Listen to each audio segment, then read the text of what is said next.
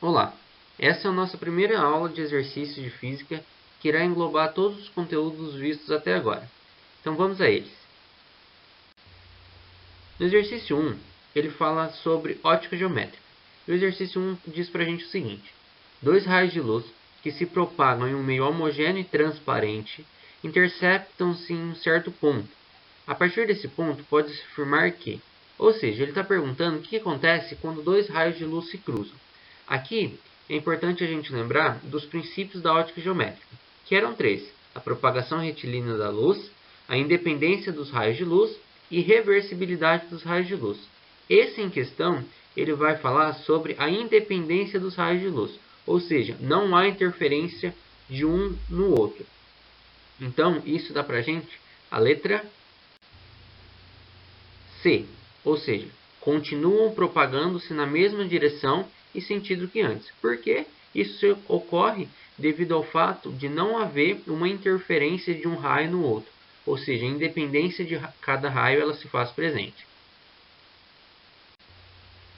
No exercício 2, o exercício do ITA, ele fala o seguinte: o vidro Pirex apresenta maior resistência ao choque térmico do que o vidro comum.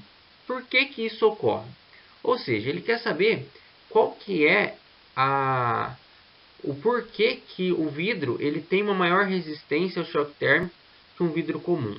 Bom, isso fica simples quando olhamos para o item B. Por quê? Ele fala que tem baixo coeficiente de dilatação térmica.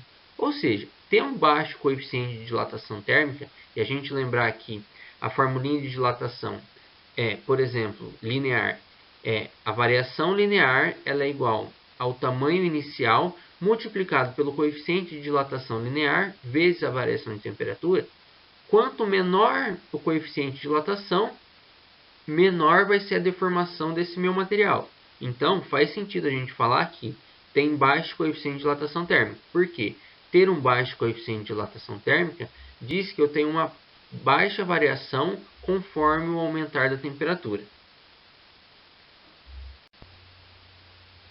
O exercício 3 do ITA, ele fala o seguinte: para medir a febre de pacientes, um estudante de medicina criou sua própria escala linear de temperaturas. Nessa nova escala, os valores de 0 e 10 correspondem respectivamente a 37 e 40 graus Celsius. A temperatura de mesmo valor numérico em ambas as escalas é aproximadamente quanto? Ou seja, ele pergunta para nós qual que é o valor numérico que vai ser equivalente tanto na minha escala arbitrária, na própria, criada pelo estudante de medicina, que vai corresponder ao mesmo número em graus Celsius. Então vamos às contas. Quando a gente olha para a resolução, a gente vê que o primeiro passo é criar as escalas termométricas. Então, do lado esquerdo eu tenho a escala Celsius e do lado direito eu tenho a escala arbitrária que eu chamei de X. O primeiro passo, se a gente lembrar da nossa primeira aula, é sempre fazer a temperatura qualquer em Celsius menos o ponto de referência, que nesse caso vai ser 37, dividido pelo outro ponto de referência menos o primeiro ponto de referência. Então vai ser 40 menos 37. Para a gente criar as escalas tradicionais, a gente sempre colocava o ponto de fusão embaixo e o ponto de ebulição em cima. Aqui ele só usou dois pontos diferentes, mas isso não influencia no resultado final. Isso e essa divisão ela vai ter que ser igual à correspondente na escala arbitrária. Ou seja, a temperatura qualquer em X menos a respectiva, que é 0, de 37, dividido pelo segundo ponto de referência, que é 10, menos 0. A gente tem que olhar aqui. 40 é equivalente a 10 e 37 também é equivalente a 0. Então, faz sentido a gente estar comparando essas duas escalas. Quando a gente começa a fazer as contas, a gente pode fazer uma multiplicação em cruz. Então, vou ficar com a temperatura em graus Celsius menos 37 multiplicado por 10 é igual a 3 vezes a temperatura arbitrária. Porém, a gente fala que nós queremos o mesmo valor numérico. Se a gente quer o mesmo valor numérico, a temperatura em graus Celsius e Tx, ela vai ter que ser a mesma. Então, eu chamei ela de T. Substituindo esse Tc e Tx para T na equação de cima, eu tenho que 10T menos 370 vai ser igual a 3T. Isolando t, eu vou ter que 370 dividido por 7 vai me dar 52,9 graus Celsius. Ou seja, 52,9 graus Celsius é a mesma temperatura que 52,9 graus X. Então, essa é a nossa correspondência equivalente. Por fim, o exercício 4 é um exercício de queda livre. Então, vamos ver.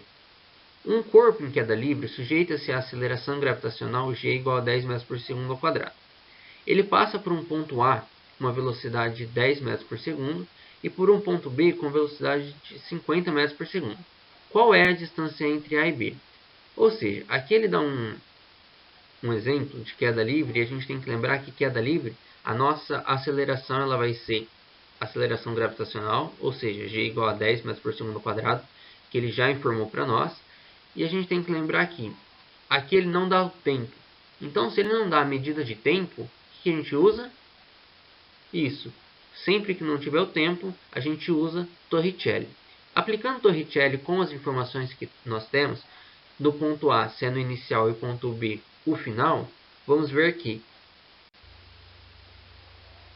na aplicação da fórmula de Torricelli, 50 metros por segundo ao quadrado, que vai ser a nossa velocidade final, é igual a 10 metros por segundo ao quadrado, que é a nossa velocidade inicial, mais 2 vezes a aceleração da gravidade, que ele já deu para a gente que é 10, vezes o deslocamento. Fazendo as contas, a gente vai chegar aqui. 2.500 é igual a 100, mais 20 ΔS, portanto, o nosso ΔS será 120 metros, resultando para a gente na alternativa B. Então, essa foi mais uma aula de física. Se ficar alguma dúvida, mande para a gente. Fica aqui o nosso muito obrigado.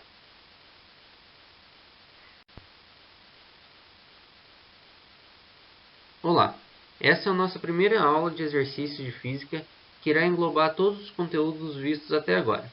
Então vamos a eles. No exercício 1, ele fala sobre ótica geométrica. O exercício 1 diz para a gente o seguinte: dois raios de luz que se propagam em um meio homogêneo e transparente interceptam-se em um certo ponto. A partir desse ponto, pode-se afirmar que, ou seja, ele está perguntando o que acontece quando dois raios de luz se cruzam. Aqui é importante a gente lembrar dos princípios da ótica geométrica, que eram 3: a propagação retilínea da luz, a independência dos raios de luz e reversibilidade dos raios de luz. Esse em questão, ele vai falar sobre a independência dos raios de luz, ou seja, não há interferência de um no outro. Então, isso dá para a gente a letra C, ou seja, continuam propagando-se na mesma direção e sentido que antes. Por quê? Isso ocorre devido ao fato de não haver uma interferência de um raio no outro, ou seja, a independência de cada raio ela se faz presente. No exercício 2, o exercício do ITA, ele fala o seguinte: o vidro Pirex apresenta maior resistência ao choque térmico do que o vidro comum. Por que que isso ocorre? Ou seja, ele quer saber qual que é o porquê que o vidro ele tem uma maior resistência ao choque térmico que um vidro comum. Bom, isso fica simples quando olhamos para o item B. Por quê? Ele fala que tem baixo coeficiente de dilatação térmica. Ou seja, ter um baixo coeficiente de dilatação térmica, e a gente lembrar que a formulinha de dilatação é, por exemplo, linear, a variação linear ela é igual ao tamanho inicial multiplicado pelo coeficiente de dilatação linear vezes a variação de temperatura. Quanto menor o coeficiente de dilatação, menor vai ser a deformação desse meu material. Então, faz sentido a gente falar que tem baixo coeficiente de dilatação térmica. Por quê? Ter um baixo coeficiente de dilatação térmica diz que eu tenho uma baixa variação conforme o aumentar da temperatura. O exercício 3 do ITA, ele fala o seguinte: para medir a febre de pacientes, um estudante de medicina criou sua própria escala linear de temperaturas. Nessa nova escala, os valores de 0 e 10 correspondem respectivamente a 37 e 40 graus Celsius. A temperatura de mesmo valor numérico em ambas as escalas é aproximadamente quanto? Ou seja, ele pergunta para nós qual que é o valor numérico que vai ser equivalente tanto na minha escala arbitrária, na própria, criada pelo estudante de medicina, que vai corresponder ao mesmo número em graus Celsius. Então vamos às contas. Quando a gente olha para a resolução, a gente vê que o primeiro passo é criar as escalas termométricas. Então, do lado esquerdo eu tenho a escala Celsius e do lado direito tem a escala arbitrária que eu chamei de X. O primeiro passo, se a gente lembrar da nossa primeira aula, é sempre fazer a temperatura qualquer em Celsius menos o ponto de referência, que nesse caso vai ser 37, dividido pelo outro ponto de referência menos o primeiro ponto de referência. Então vai ser 40 menos 37. Para a gente criar as escalas tradicionais, a gente sempre colocava o ponto de fusão embaixo e o ponto de ebulição em cima. Aqui ele só usou dois pontos diferentes, mas isso não influencia no resultado final. Isso e essa divisão ela vai ter que ser igual à correspondente na escala arbitrária. Ou seja, a temperatura qualquer em X menos a respectiva, que é 0, de 37, né? Dividido pelo segundo ponto de referência, que é 10, menos 0. E a gente tem que olhar aqui. 40 é equivalente a 10 e 37 também é equivalente a 0. Então, faz sentido a gente estar comparando essas duas escalas. Quando a gente começa a fazer as contas, a gente pode fazer uma multiplicação em cruz. Então, eu vou ficar com a temperatura em graus Celsius menos 37 multiplicado por 10 é igual a 3 vezes a temperatura arbitrária. Porém, a gente fala que nós queremos o mesmo valor numérico. Se a gente quer o mesmo valor numérico, a temperatura em graus Celsius e Tx, ela vai ter que ser a mesma. Então, eu chamei ela de T. Substituindo esse Tc e Tx para T na equação de cima, eu tenho que 10T menos 370 vai ser igual a 3T. Isolando T, eu vou ter que 370 dividido por 7 vai me dar 52,9 graus Celsius. Ou seja, 52,9 graus Celsius é a mesma temperatura que 52,9 graus X. Então, essa é a nossa correspondência equivalente. Por fim, o exercício 4 é um exercício de queda livre. Então, vamos ver. Um corpo em queda livre sujeita-se à aceleração gravitacional g igual a 10 metros por segundo ao quadrado. Ele passa por um ponto A com uma velocidade de 10 metros por segundo e por um ponto B com velocidade de 50 metros por segundo. Qual é a distância entre A e B? Ou seja, aqui ele dá um exemplo de queda livre e a gente tem que lembrar que queda livre, a nossa aceleração ela vai ser aceleração gravitacional, ou seja, g igual a 10 metros por segundo ao quadrado, que ele já informou para nós. E a gente tem que lembrar que aqui ele não dá o tempo. Então, se ele não dá a medida de tempo, o que a gente usa? Isso. Sempre que não tiver o tempo, a gente usa Torricelli. Aplicando Torricelli com as informações que nós temos, do ponto A sendo o inicial e o ponto B o final, vamos ver que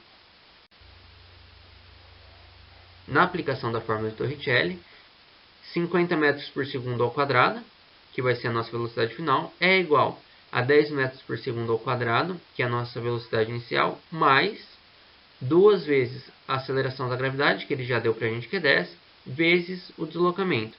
Fazendo as contas, a gente vai chegar aqui. 2.500 é igual a 100, mais 20 ΔS, portanto, o nosso ΔS será 120 metros, resultando para a gente na alternativa B. Então, essa foi mais uma aula de física. Se ficar alguma dúvida, mande para a gente. Fica aqui o nosso muito obrigado.